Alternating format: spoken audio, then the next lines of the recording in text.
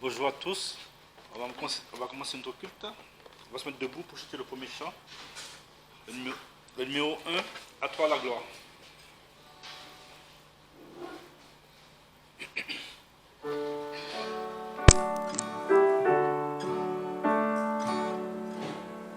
Ensemble.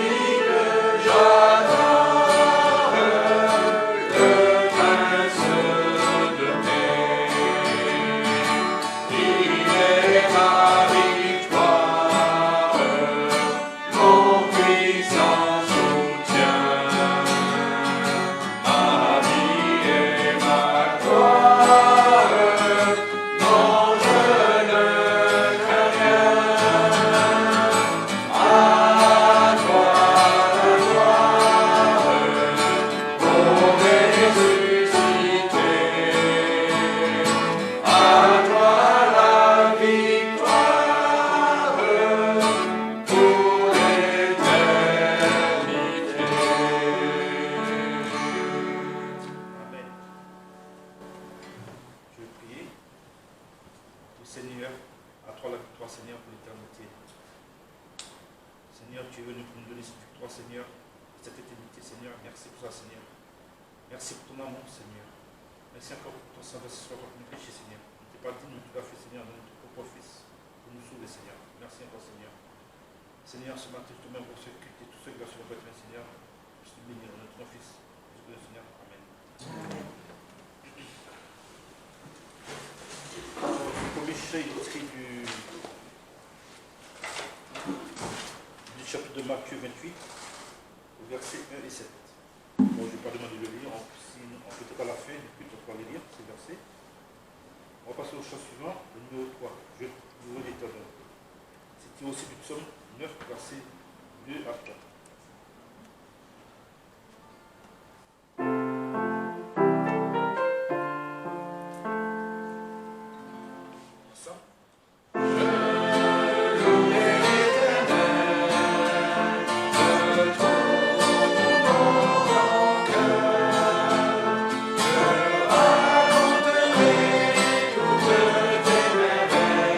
Je chanterai ton nom.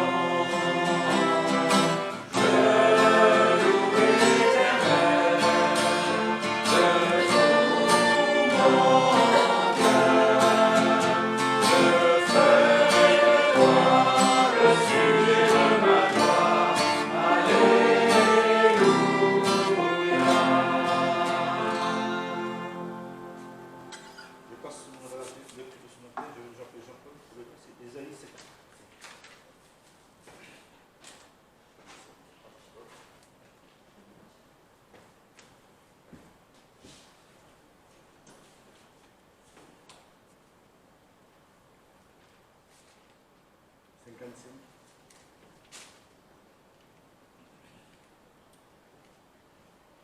Ô vous tous qui êtes altérés, venez aux eaux. Et vous qui n'avez point d'argent, venez, achetez et mangez. Venez, achetez sans argent et sans aucun prix du vin et du lait. Pourquoi dépensez-vous l'argent pour ceux qui ne nourrissent pas et votre travail pour ceux qui ne rassasient pas? Écoutez-moi, et vous mangerez ce qui est bon, et vous jouirez à plaisir de ce qu'il y a de meilleur. Prêtez l'oreille et venez à moi. Écoutez, et votre âme vivra. Et je traiterai avec vous une alliance éternelle, selon les gratuités immuables données à David. Voici, je l'ai établi comme témoin auprès des peuples, comme chef et législateur des peuples. Voici, tu appelleras la nation que tu ne connais pas, et les nations qui ne te connaissaient pas accourront vers toi, à cause de l'Éternel ton Dieu, et du Saint d'Israël, qui t'aura glorifié. Cherchez l'Éternel pendant qu'il se trouve. Invoquez-le tandis qu'il est prêt. Que le méchant abandonne sa voie, et l'homme injuste ses pensées, et qu'il retourne à l'Éternel, qui aura pitié de lui, et à notre Dieu, car il pardonne abondamment. Car mes pensées ne sont pas vos pensées, et vos voix ne sont pas mes voix, dit l'Éternel. Car autant les cieux sont élevés au-dessus de la terre, autant mes voix sont élevées au-dessus de vos voix, et mes pensées au-dessus de vos pensées.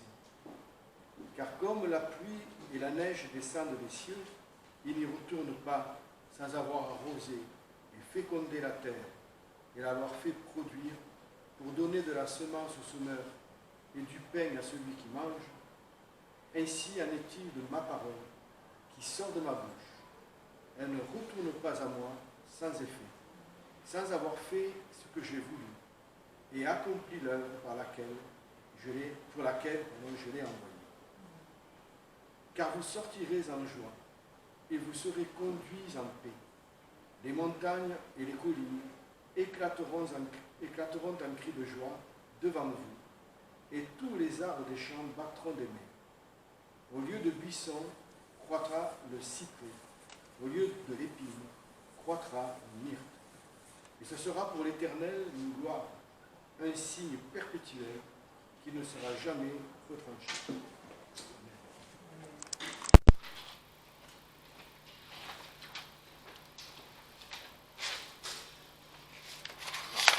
Merci Jean-Claude. Pas de commentaire, on passe au chant numéro suivant. Le 227. J'ai trouvé la paix profonde.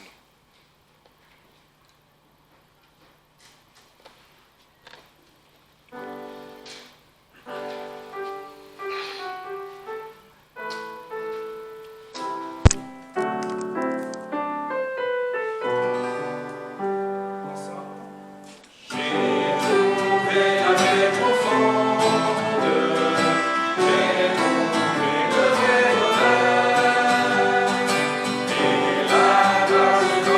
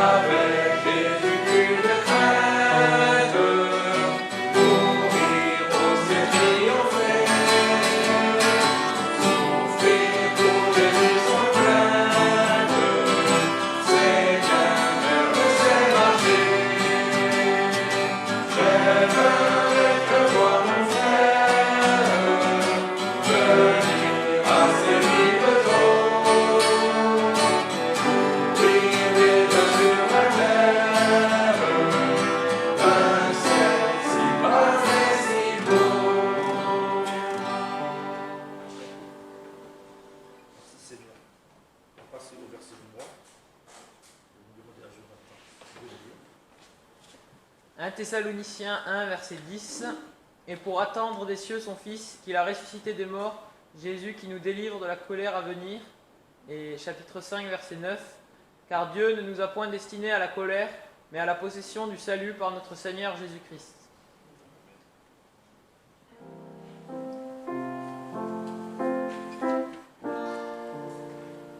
Ensemble.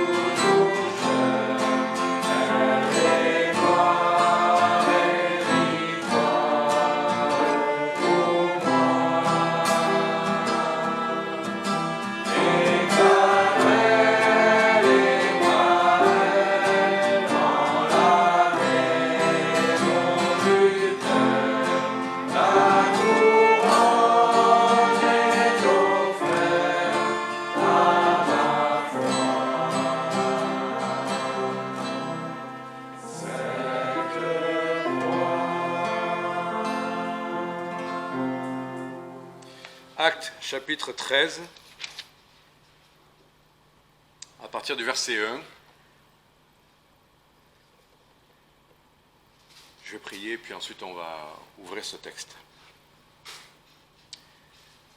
Seigneur, nous te remercions de ce que tu as mis de l'herbe sous les personnes qui devaient s'asseoir. Tu veilles à notre confort et nous te remercions de cela. Tu pourvois à nos besoins et tu le fais de la meilleure des manières. Et s'il y a quelque inquiétude dans le cœur de tes enfants, on sait que ça n'est pas rien à tes yeux. Tu veux les rassurer, tu veux apaiser, tu veux que nos cœurs soient abondants en toi, dans ta grâce. C'est vrai que c'est la réponse à toutes nos inquiétudes, ta grâce et ta fidélité. Et Seigneur, si tu as des projets, si tu as des choses qu'il nous faut régler, ou en tout cas pour lesquelles il nous faut croire en ta provision, eh bien, parle à nos cœurs. Merci maintenant, parce que c'est de ta croix que nous pouvons tirer tout ce qui nous est nécessaire, le pardon, la paix, et l'assurance que ce que tu as commencé en nous, tu l'amèneras à sa perfection. Merci de bénir maintenant ce message, ce texte qu'on va lire ensemble, et que tu parles à nos cœurs pour les raffermir, les fortifier, les rassurer, les consoler en Jésus-Christ. Amen. Pour qu'on puisse te servir. Actes chapitre 13, verset 1. Il y avait dans l'église d'Antioche quelques prophètes et docteurs, Barnabas, Siméon, appelé Niger, Lucius, le Cyrénéen, Manahem, élevé avec Hérode le tétrarque, et Saül. Pendant qu'ils célébraient le culte du Seigneur et qu'ils jeûnaient, le Saint-Esprit leur dit « Mettez à part pour moi Barnabas et Saul, en vue de l'œuvre à laquelle je les ai appelés. » Alors, ayant jeûné et prié, ils leur imposèrent les mains et les firent partir. Eux donc, envoyés par le Saint-Esprit, descendirent à Séleucie et de là s'embarquèrent pour Cypre. Et étant arrivés à Salamine, ils annoncèrent la parole de Dieu dans les synagogues des Juifs et avaient aussi Jean pour les aider. Ayant ensuite traversé l'île jusqu'à Paphos, ils trouvèrent un certain Juif, magicien et faux prophète, nommé Bar-Jésus, qui était avec le proconsul Sergius Paulus, homme intelligent. Celui-ci, ayant fait appeler Barnabas et Saul, désira entendre la parole de Dieu. Mais Élymas, le magicien, car c'était ainsi que se traduit son nom, leur résistait, tâchant de détourner le proconsul de la foi. Mais Saul, qui est aussi appelé Paul, rempli du Saint-Esprit, et ayant les yeux fixés sur lui, dit « Ô toi, qui es plein de toute fraude et de toute méchanceté, fils du diable, ennemi de toute justice, ne cesseras-tu point de pervertir les voies droites du Seigneur ? Et voici, dès maintenant, la main du Seigneur est sur toi, et tu seras aveugle, et tu ne verras point le soleil pour un temps. » Et à l'instant, l'obscurité et les ténèbres tombèrent sur lui, et tournant çà et là, il cherchait un guide. Alors, le proconsul, voyant ce qui était arrivé, crut, étant rempli d'admiration pour la doctrine du Seigneur, et Paul et ceux qui étaient avec lui s'étant embarqués à Paphos, vinrent à Perge en Pamphylie. Mais Jean, s'étant séparé d'eux, revint à Jérusalem. Peut-être le verset suivant, pour eux, étant partis de Perge, ils vinrent à Antioche de Pisidie, et étant entrés dans la synagogue le jour du sabbat, ils s'assirent. Et on va aller quand même jeter un petit coup d'œil à la fin du chapitre, donc le verset 52, dernier verset.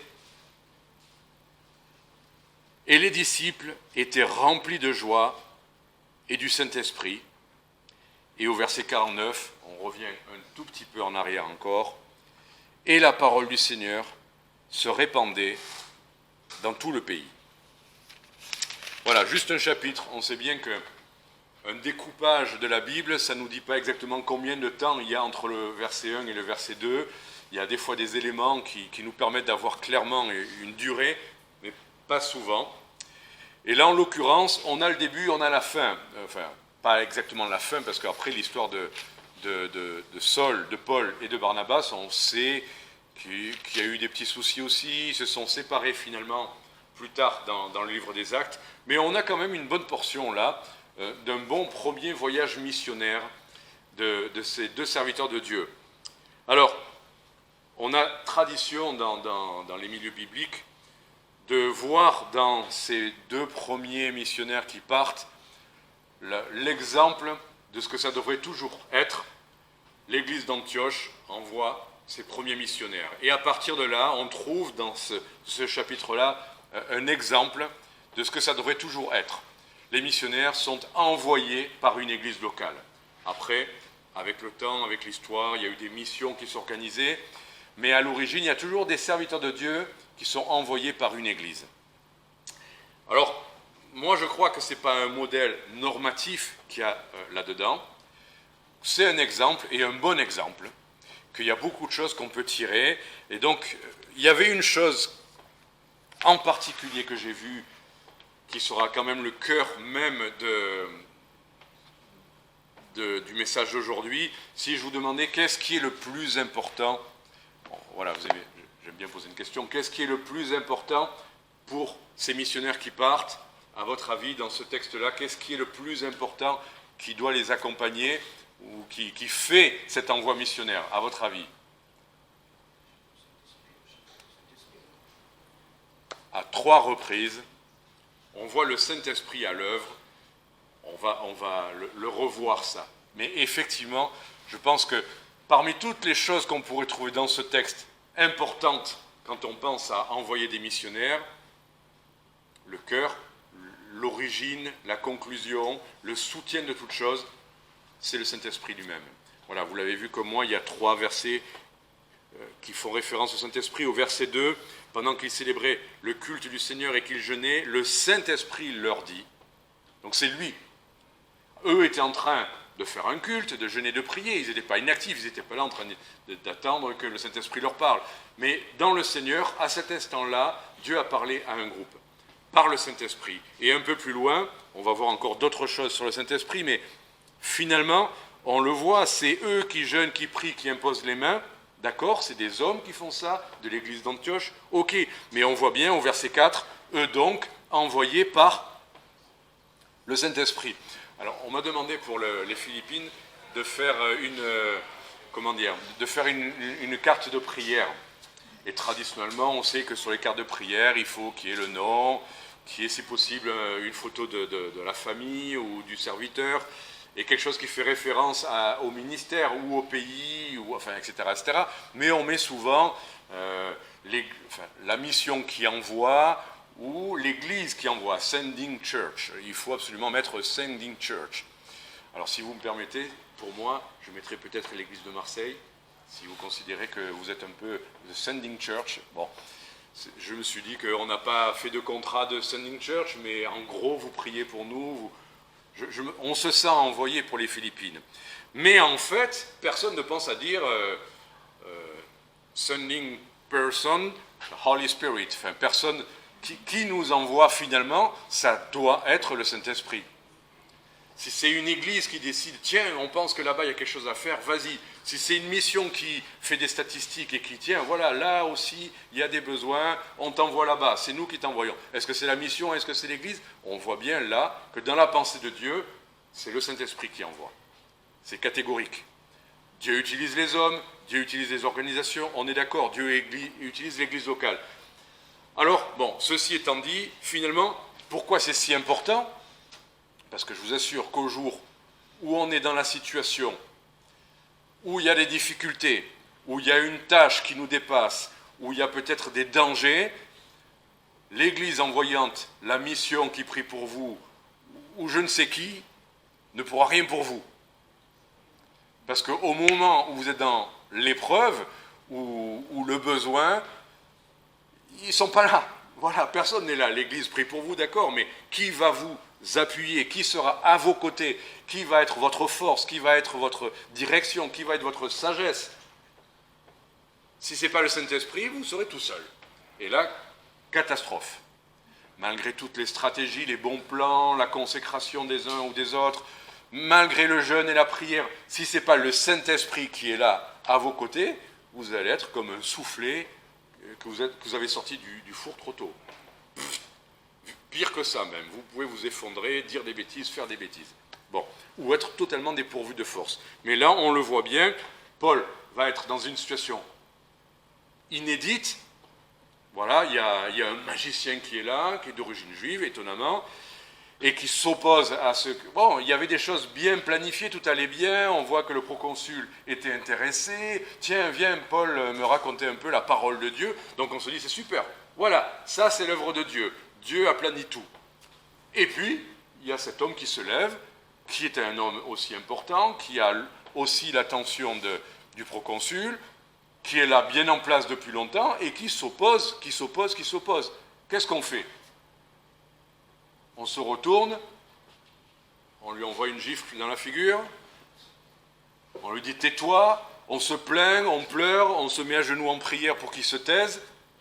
On ne sait pas quoi faire. Par rapport aux difficultés, aux épreuves, à l'opposition, comment agir? On ne peut pas agir dans la chair, on ne va pas prendre une batte de baseball, ça ne se fait pas. Non, on est bien d'accord. Il faut que le Saint-Esprit, lui-même, ferme la bouche de l'opposition. Donc, l'œuvre de Dieu se fait par Dieu. Voilà, on n'a pas de sagesse, on n'a pas de solution à tout, on peut avoir de l'expérience, on peut connaître la parole de Dieu. Paul la connaissait au point de pouvoir l'enseigner, Barnabas pouvait le faire aussi, ils étaient sans doute un bon binôme, on dirait aujourd'hui, ils se complètent, et je rends grâce à Dieu parce que, bon, on reviendra des idées, mais autrefois, quand je suis allé au Cameroun, j'y allais avec un serviteur de Dieu, Olivier Bourrel, Bon, il était le premier, il était vraiment le leader, et moi je suivais, ça m'allait très bien. Cette fois-ci, j'y vais tout seul, c'est inédit. Si ce n'est pas le Seigneur qui est à mes côtés, je vais être tout seul. Donc je n'ai pas l'habitude de ces circonstances. Enfin, bon, dans d'autres circonstances, j'ai été seul, mais quoi qu'il en soit, on est dans des situations suffisamment inédites, suffisamment au-delà de nos capacités. Ne croyons pas que, voilà, ça y est, maintenant, j'ai 20 ans dans le ministère, je suis déjà allé à tel endroit, je sais faire ça, on me demande de parler, d'ouvrir la parole de Dieu, mais je l'ai déjà fait. On ne sait pas. Non, personne n'est capable. C'est ce que l'apôtre Paul a dit, hein. Et c'est pour ça qu'il a dit, notre capacité, au contraire, elle ne vient pas de nous, elle doit venir de Dieu. Elle doit venir de Dieu. Là, depuis que je sais que je dois aller aux Philippines, d'abord on m'a sollicité, je réponds finalement après des hésitations et des prières, je dis oui. Et je me dis, pour me rassurer, je vais bien préparer tout ce que je dois prêcher, enfin, les messages, je vais tout faire pour bien me préparer à voir. C'est rassurant quand même. Je ne sais pas vous, mais si vous partez dans un voyage, on dirait vers l'inconnu, qu'est-ce qui vous rassure? Que ça soit le moins inconnu possible. C'est-à-dire, vous préparez tous les détails, et il y a des gens qui sont très forts pour ça, qui font des listes, la chronologie des choses, pour tel endroit j'aurais besoin de ça. Vous le faites? Non? Normalement. Ou alors vous partez, je pars.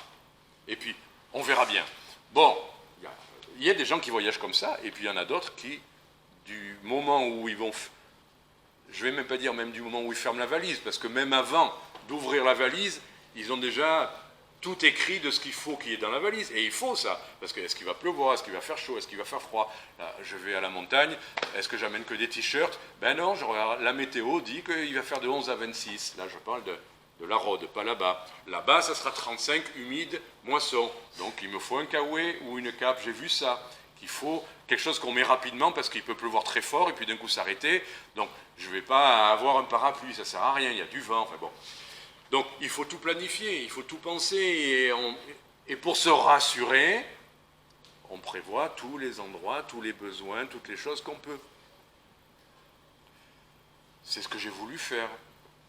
Et depuis que j'essaye de préparer mon voyage, le voyage, je n'ai pas pu passer 5 minutes à préparer le voyage. Il n'y a rien. Rien. Des gens qui doivent faire des traductions qui ne répondent pas, des gens qui doivent me rappeler qui ne rappellent pas. Vous le savez, je ne vais pas raconter toute l'histoire, mais un tronc qui tombe sur la voiture, alors là, la mairie, l'assurance, le carrossier, patati patata, l'ordinateur, la box qui ne marche plus, alors j'ai un ingénieur qui vient à domicile, merci Seigneur, mais je ne peux rien faire, rien, parce qu'on travaille quand même. C'est pas de faire des messages que j'ai besoin, là c'est des traductions, c'est d'être en relation avec des gens qui vont faire ça, ou j'ai plus d'internet, ma box fonctionne plus parce que c'était la box qui a été remplacée, gloire à Dieu depuis. Mon téléphone fonctionne plus, je peux donc pas me connecter avec mon téléphone pour savoir ce qui va pas avec mon service clientèle, et j'ai quelqu'un que j'ai au téléphone qui n'est pas de mon opérateur, qui me propose un autre opérateur à la place et qui me dit « Ah là, vous êtes complètement coincé, je vous laisse mon numéro parce que vous allez être obligé de m'appeler. » Si on n'a pas l'application qui permet de contacter le service clientèle, vous ne pouvez pas résoudre votre problème. Et surtout que notre opérateur n'a pas de boutique. Il n'y a plus personne d'humain, ni un lieu, ni une personne que vous pouvez contacter. Donc vous voyez vos journées, vous êtes là et vous pouvez rien faire, à part vous occuper autant que possible de ça. Et puis merci Seigneur, un ingénieur a débloqué un petit rouage qui a permis de débloquer X rouages à la longue à force bagarrée. L'histoire n'est pas terminée. La carrosserie est faite, le remboursement avec la franchise a été fait, merci Seigneur, parce que tout le monde disait c'est 2 mois. La box est remplacée, la 4G, enfin, tout est réglé. C'est beau, mais non, pas l'imprimante. Maintenant, c'est l'imprimante qui prend le relais. Donc voilà, des petites aventures jusqu'au départ. Donc tout ça pour dire, je dis, mais Seigneur, j'ai besoin de me rassurer un peu quand même, faire avancer les messages ou je ne sais pas quoi. Rien n'avance, et là, je dois partir 1 semaine à m'occuper d'autre chose, et donc je ne pourrai pas m'en occuper. Mais c'est très bien. Si c'est comme ça que le Seigneur le permet, peut-être qu'il juge que c'est mieux que je dépende que de lui plutôt que de mes outils bien préparés, plutôt que de mon organisation, plutôt que... Le Seigneur le permet comme ça. Est-ce que ça doit me faire plus craindre? Humainement, oui, bien sûr, parce que humainement, on se rassure avec l'organisation. Mais divinement, non. Parce que si Dieu veut bien m'empêcher de préparer quelque chose, j'espère que ça ne sera pas jusqu'au dernier jour, que j'aurai eu le temps quand même d'avoir des traductions. Mais quoi qu'il en soit, c'est le Saint-Esprit. Paul n'avait rien de prévu contre Élymas, le magicien. Il n'avait certainement pas eu une formation de je ne sais quel institut de préparation des missionnaires aux situations inédites. Parce que les situations seront toujours inédites, c'est comme les virus. Voilà, ça sera toujours nouveau. Donc il n'y aura pas de vaccin contre ça non plus. Je ne sais pas, donc je ne sais pas ce qui va se passer, mais peu importe, parce que le Saint-Esprit, lui, sait et n'est jamais dépourvu et n'est jamais dépassé. Voilà. Et gloire à Dieu, il n'y avait pas de mot particulier. Là, on ne sait pas ce que Dieu a dit à Barnabas et Saul quand ils allaient partir, non ? Je ne sais pas ce qui s'est passé dans leurs pensées. Est-ce que Barnabas aimait bien les voyages en bateau ou pas? Ou est-ce qu'il craignait la tempête? J'en sais rien. Est-ce qu'ils sont partis tout feu tout flamme ou est-ce qu'ils sont partis tout craintifs? On n'en sait rien. En tout cas, envoyés par le Saint-Esprit, ils ont embarqué pour Chypre, c'est Chypre. Voilà, c'est plus clair dans notre esprit, ils allaient à Chypre. Et puis il s'est passé ce qui s'est passé. Et puis la conclusion de ce chapitre, de lieu en lieu, ils ont fait l'œuvre de Dieu. Et vous savez quoi? Dans ce qu'on vient de lire là, est-ce que Barnabas et Saul avaient précisément ce qu'ils devaient faire? Est-ce qu'ils devaient s'occuper des Juifs ou des non-Juifs? Allez, je vous pose la question. Hein? Alors, qu'est-ce qu'ils sont allés faire tout de suite dans les synagogues? Verset 5, étant arrivés à Salamine, ils annoncèrent la parole de Dieu dans les synagogues des Juifs. Est-ce que le Saint-Esprit leur avait dit ça? Bon, ça c'est une autre question, allez lire dans Romains 9 et dans le ministère de Paul. Paul était appelé vers les gentils, mais il allait toujours premièrement chez les Juifs. On ne va pas surdévelopper cette idée-là. C'est bien la pensée de Dieu, aller premièrement vers les Juifs. C'est bien écrit, Jésus était venu premièrement pour des Juifs. Paul, appelé vers les gentils, allait toujours premièrement dans les synagogues. Il y avait toute une pensée il y avait l'idée de la priorité chronologique, il y avait aussi le fait que là, il y avait déjà des prosélytes, il y avait déjà des gens qui... Voyez, si vous avez un champ qui demande à être moissonné et un autre champ qui demande à être labouré, qu'est-ce que vous faites en premier? Si c'est le moment de la moisson, vous commencez par la moisson. Et c'est bien ce que Jésus a dit quand il a demandé à ses disciples de lever les yeux. Qu'est-ce qu'il leur a dit? Regardez-moi toute cette terre qu'il va vous falloir labourer. Qu'est-ce qu'il a dit? Levez les champs, et il leur parlait d'une moisson. D'une moisson. Ils étaient là pour moissonner. Vous allez premièrement chez des Juifs qui connaissent, à cette époque, seulement l'Ancien Testament, mais il y a suffisamment d'éléments. Vous êtes sur un terrain déjà labouré, déjà semé. Et vous n'avez plus qu'à annoncer Christ, le Messie annoncé. Vous êtes là pour moissonner. Et vous savez, quand le Seigneur dit les champs sont blancs, moi j'ai vu ça à Montauban. C'était une région où il y avait des champs. Il y avait du maïs, mais il y avait aussi du blé. Et si vous ne le faites pas à la date voulue, il peut y avoir un orage dans la nuit qui couche les blés, qui sont mouillés, et vous avez perdu la moisson. Et ça, on l'a vu littéralement. C'est arrivé. Donc, normalement, les agriculteurs savent quand est-ce qu'il faut le faire, et ils savent que s'ils ne le font pas au bon moment, ils n'auront peut-être pas l'occasion de le faire. Donc il y a une urgence dans la pensée de Dieu quand il s'agit de moissonner. Ça n'empêche pas qu'on laboure, ça n'empêche pas qu'on va... Vous voyez là, pour les Philippines, on m'invite en tant que juif pour encourager les gens à soutenir le peuple juif. Bon, très bien, mais ce que le Seigneur me montre depuis, et n'arrête pas de me remontrer, c'est d'aller vers les gentils pour annoncer l'évangile. Je ne sais pas pourquoi, je me dis, mais là-bas, il y a des pasteurs, il y a des églises. Peu importe, le Seigneur m'envoie là-bas en me parlant d'annoncer l'évangile. Donc, pourquoi Barnabas et Saul? Pourquoi pas d'autres? D'ailleurs, un petit détail. On dit toujours, c'est l'église d'Antioche qui envoie. Donc là, c'est l'église d'Antioche qui jeûne et qui prie, puisqu'il est question même de rendre un culte. Qu'est-ce que vous répondez à ça? Vous dites oui, c'est ça? Relisez. Faites bien attention à ce qui est écrit. Il y avait dans l'église d'Antioche, pas un local, on sait bien l'église d'Antioche, c'est les croyants d'Antioche. Il y avait dans l'église d'Antioche quelques prophètes et docteurs, on a même leur nom. On a Barnabas, on a Siméon appelé Niger. Beaucoup pensent que c'était quelqu'un qui était noir. Donc il était là. Pourquoi on le dit? Mais peu importe, on le sait, c'est tout. Lucius le Cyrénéen. Et il y avait Manahem, élevé avec Hérode le tétrarque. Il y avait là donc des gens, et Saul bien sûr. Il y avait là dans l'église un groupe de personnes, pas toute l'église, un groupe de personnes qui avaient des ministères de prophètes et de docteurs, mais peu importe là encore. Ce qui compte, c'est qu'ils étaient là, ensemble, à jeûner et prier et à rendre un culte au Seigneur. Et vous savez quoi? C'est à eux que le Saint-Esprit parle.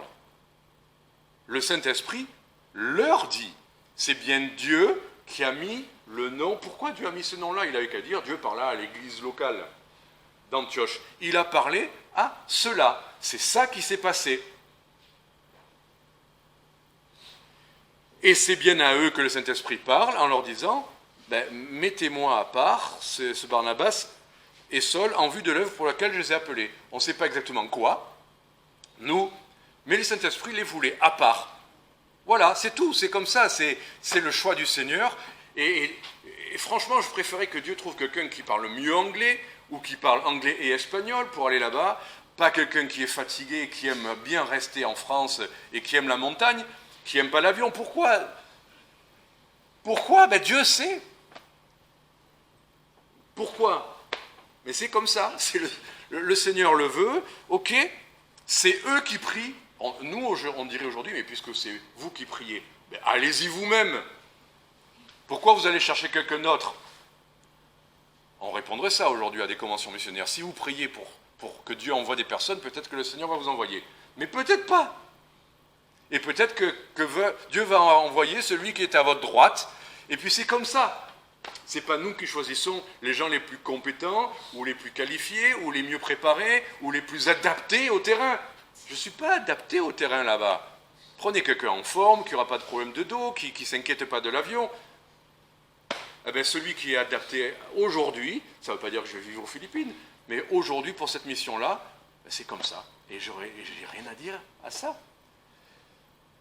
Mais donc, pour revenir à cela, c'est ce groupe-là qui je n'ai prié. N'attendons pas un grand rassemblement. Il suffit qu'il y ait des gens qui, sincèrement, ensemble, jeûnent et prient, et Dieu peut leur parler. Ça ne veut pas dire qu'il parle qu'à eux. Ça ne veut pas dire que les autres sont exclus. Mais vous ne souciez pas de ce que les autres sont, souciez-vous de ce que vous êtes, vous, avec le Seigneur, et avec ceux avec lesquels vous pouvez prier. Voilà.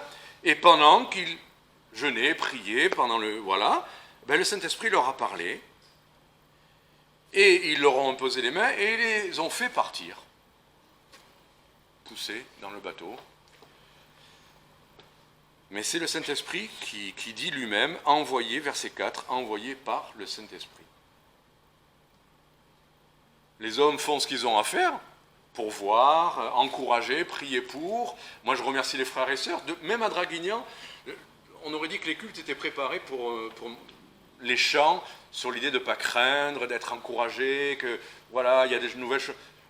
Le frère fait une présidence, normalement, il ne sait rien du tout, mais tout était dans cet esprit-là. Et même le message que j'avais prévu après allait dans ce sens-là, on ne s'était pas concerté.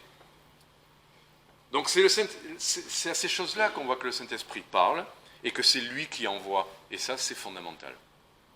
Comme on l'a vu tout à l'heure. Après, verset 5, ils ont annoncé la parole de Dieu.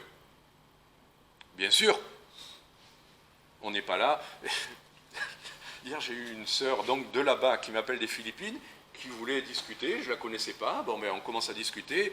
Et puis à un moment donné, elle me dit, mais vous allez voir, c'est magnifique, les Philippines, vous avez plein d'îles à voir. Et j'ai dit, vous savez, le programme est quand même bien rempli. Il y a des gens qui sont ravis pour moi de savoir que je vais aux Philippines, parce qu'effectivement, regardez sur Internet, il y a des plages magnifiques, il y a des 6000 îles, il y a des choses extraordinaires à voir. Moi, je vais aller à Manille, et puis à un autre endroit, je ne sais pas si je verrai ces îles-là. Mais ce qui compte, c'est qu'on est là-bas pour annoncer la parole de Dieu. Voilà.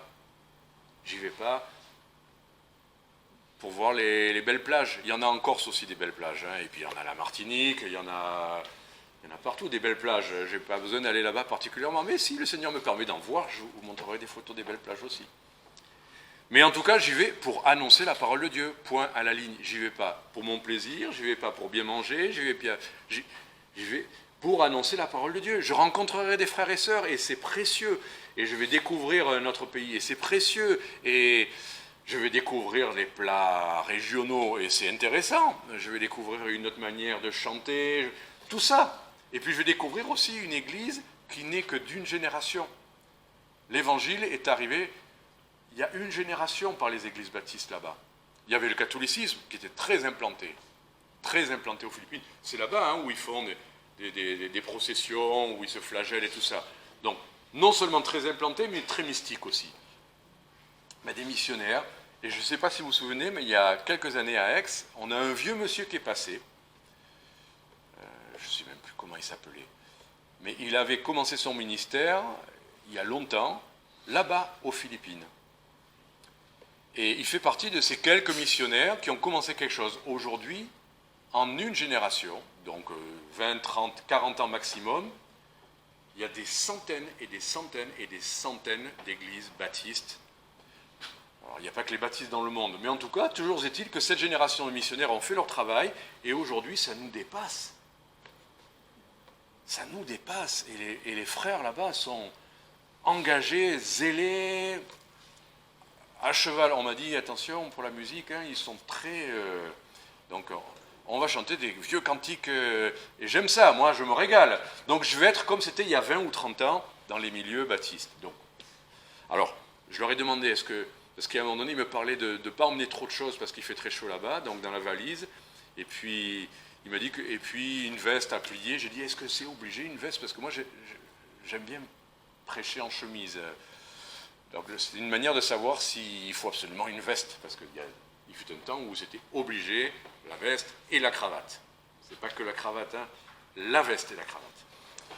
Donc, j'ai posé la question. Alors, il m'a dit, oui, mais il y a la clim dans les églises, donc j'amènerai une veste quand même, au cas où. Je verrai sur le terrain si je peux prêcher librement en chemise ou avec... Mais peu importe, c'est des détails tout ça. C'est pas du légalisme, c'est des habitudes, c'est une époque, c'est... peu importe, on doit s'adapter. Voilà.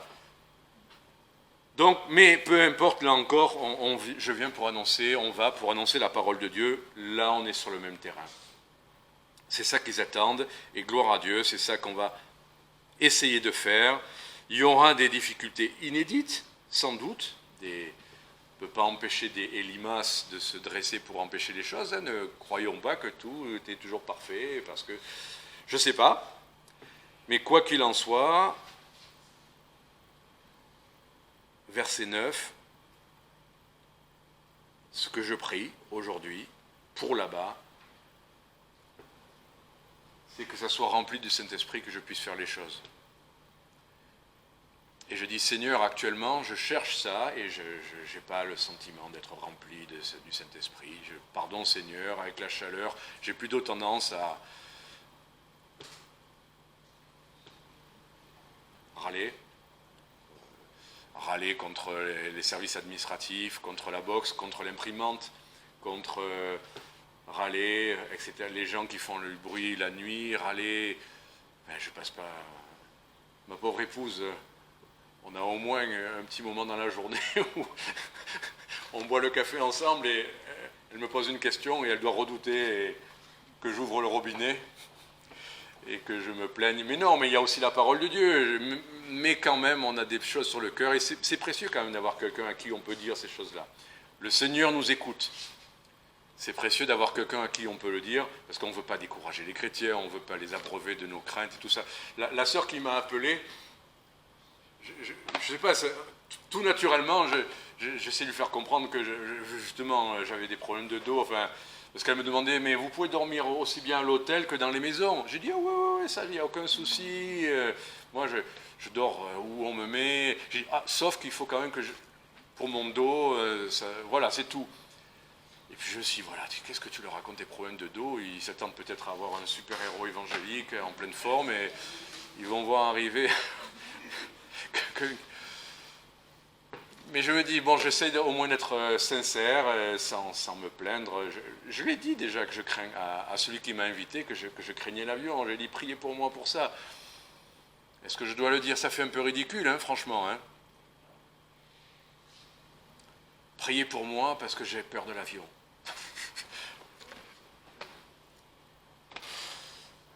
Pour certains, ça peut être une peur panique. Hein. Moi, je connais quelqu'un qui m'a dit, moi, je ne peux pas. Pour mon travail, je dois aller en avion quelque part. Et il me dit, je ne peux pas. C'est la panique. La panique. Hein? Il y a un joueur de foot comme ça, voilà. Mais il y en a plus d'un, hein, vous inquiétez pas. Il y a beaucoup de gens qui sont comme ça. Mais ce n'est pas juste une appréhension et tout ça. J'ai l'impression de rentrer dans le couloir de... Je ne vais pas dire le couloir de la mort, n'exagérons pas, mais oui, pour moi, c'est un truc... voilà. Bon, j'arrête avec ça, mais peu importe, mais priez tout simplement. Est-ce que c'est important ou pas qu'on ait peur ou pas? Parce que c'est ça que j'ai dit oui, et puis voilà, peur ou pas, j'y vais. C'est ça que je me dis, peur ou pas, j'y vais. Mais est-ce que Dieu se soucie de nos peurs avant d'aller faire quelque chose, à votre avis? Eh oui, il s'occupe. Regardez, lisez même dans les histoires missionnaires, dans la tempête, Paul a peur de rien, il va d'un endroit à l'autre, il traverse la tempête, on peut le lapider, il se relève, il peut être perdu dans la mer, il va... Pourtant, Dieu envoie de temps en temps un ange pour lui dire, Paul, ne crains point. Dieu se préoccupe de nos craintes, c'est pas rien. Ne prenons pas ça comme il a peur de l'avion. Enfin, peu importe nos inquiétudes, le Seigneur connaît nos inquiétudes. Et il y répond. Et il nous parle. Et il trouve les mots. Il ne dit pas, t'inquiète pas, ça va super bien se passer. Des fois il le dit, des fois il ne le dit pas. Et des fois vous pensez qu'il vous l'a dit, et puis ça ne se passe pas comme vous pensiez qu'il vous l'a dit. Ce qui compte, c'est... Allez, je termine avec ça. C'est qu'on a vu la fin de l'histoire. Non, enfin, en tout cas, la fin du chapitre. Qu'est-ce qu'on retient de tous nos états d'âme après coup? Comme les douleurs de l'enfantement, comme la mère qui a porté pendant 9 mois un enfant et ça lui a pesé sur le dos, hein, ça lui a pesé sur le moral, elle a eu chaud et elle a marché avec difficulté, elle a souffert, elle a peut-être eu des nausées. Non, mesdames, vous avez déjà eu des enfants, pour certaines, ou pas, mais pourtant vous avez eu d'autres enfants, en vous souvenant que peut-être ça ne s'est pas si bien passé, mais vous l'avez fait quand même. Ce qui importe, c'est la joie après. Je ne sais pas comment ça va se passer. Je ne dis pas que tout va se passer merveilleusement. J'espère quand même. Hein. Je préférerais que le vol se passe tranquillement. J'espère. Mais, et s'il y a des moments difficiles, ben, le Seigneur sera là. Mais ce qui compte, c'est la fin de l'histoire. La fin de l'histoire. Et les disciples étaient remplis de joie. Et la parole de Dieu se répandait. On oublie les douleurs de l'enfantement, non, quand c'est terminé. Dans tout le pays. Et bien au-delà. Parce que la parole de Dieu se répand bien au-delà. Que le Saint-Esprit soit à l'origine, réellement, de toutes choses, dans nos vies. Là, je vous ai parlé beaucoup parce que, bon, je suis un peu dedans, mais ce n'est pas moi qui ai choisi ce texte-là, c'est le Seigneur qui l'a voulu, hein, qui me l'a montré. dans nos vies, on aura des moments, des choses inédites, des difficultés vers lesquelles il faut aller. Soyons certains que c'est le Saint-Esprit. C'est le même Saint-Esprit quand même qui a amené Jésus dans le désert, non? Vous vous souvenez de ça? Pour être tenté, éprouvé par Satan. Donc moi aussi, il y a des difficultés où je dis, mais Seigneur, pourquoi il y a ça? Je n'ai pas besoin de ça, mais c'est bien le Saint-Esprit, non? Qui nous amène parfois dans certaines épreuves. Mais passer l'épreuve, quand Jésus, après avoir été tenté 3 fois par le diable, jusqu'à un moment favorable, a été repoussé, mais à partir de là, Jésus était rempli du Saint-Esprit. À partir de là, il a commencé à prêcher. À partir de là, avait-il besoin de ça? Mais je vais dire oui, puisque c'est le Saint-Esprit lui-même qui l'a amené dans cette épreuve. Voilà. Que le Seigneur soit celui qui dirige, qui parle, qui envoie et qui remplit. On ne va pas tous au même endroit, mais faisons tous notre part. Prier, chercher la face de Dieu, envoyer s'il faut. Poussez-moi dans le dos, poussez-nous dans le dos, ceux qui doivent partir. S'il y avait un deuxième, ça aurait été bien, mais bon, c'est comme ça. Que le Seigneur vous bénisse.